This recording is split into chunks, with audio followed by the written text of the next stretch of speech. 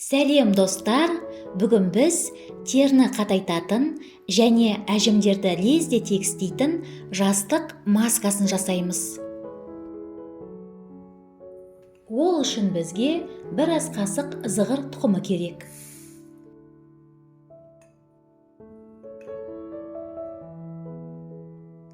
Және бізге бір ас қасық көк шай керек.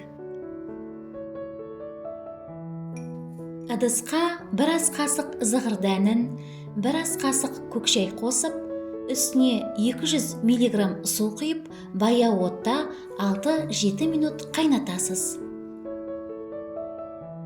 Зығыр дәндері теріні ылғалдандырып, серпімділікпен қамтамасыз ететін омега-3 май қышқылдарына бай. Жасыл шай теріні бос радикалдардан қорғайды.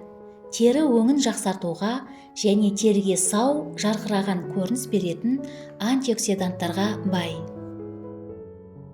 Дайын болған қоспаны суытып, дәке арқылы сүзіп аламыз. Достар, менің каналыма жазылыңыз, лайк басыңыз, достарыңызбен видео рецепттермен бөлісіңіз.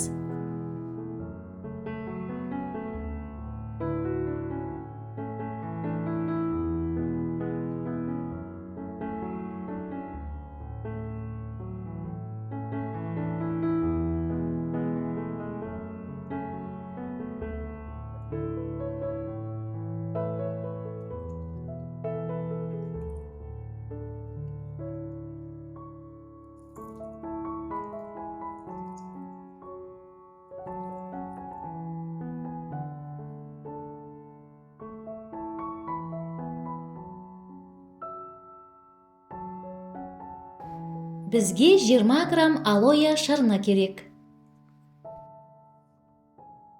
Алоэ коллаген өндірісін ынталандырады, терінің қаттылығын жақсартады және әжімдерді азайтады. Алоэ шырынына көк шай қосылған зығыр гелін қосып, блендермен езіп алыңыз.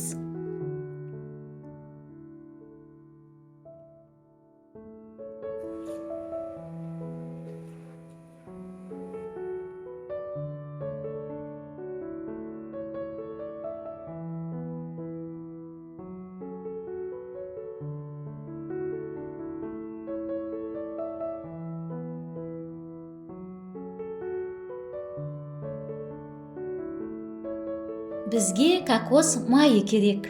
7-8 тамшы кокос майын қоспаға қосып, барлық ингредиенттерді жақсылап араластырыңыз. Кокос майы теріні нәрлендіреді және ылғалдандырады.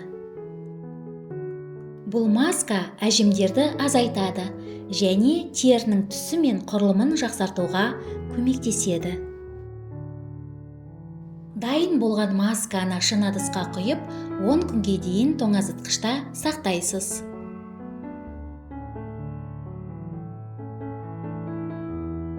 Масканы бет, мойын және декольте терісіне жағып, 40 минутқа қалдырыңыз. Содан кейін жылы сумен шайыңыз.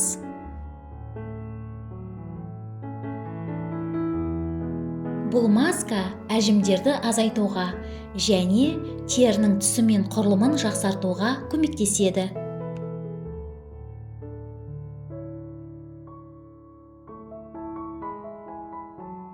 Сізге денсаулық, жастық, сұлулық тілеймін. Келесі кездескенше.